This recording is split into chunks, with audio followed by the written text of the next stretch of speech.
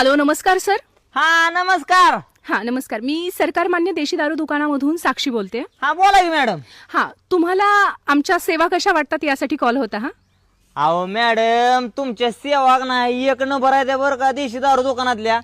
पण धन्यवाद, भानगड मॅडम एकच आहे. कोणती सर?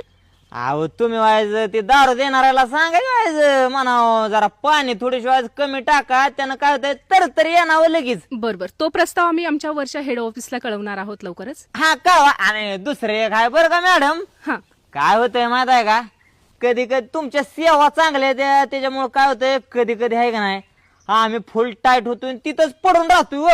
बरं, यासाठी आम्ही एक गेस्ट हाऊसची सुविधा लवकरच मांडणार आहोत. आमचा प्रस्ताव वरती जाणार आहे.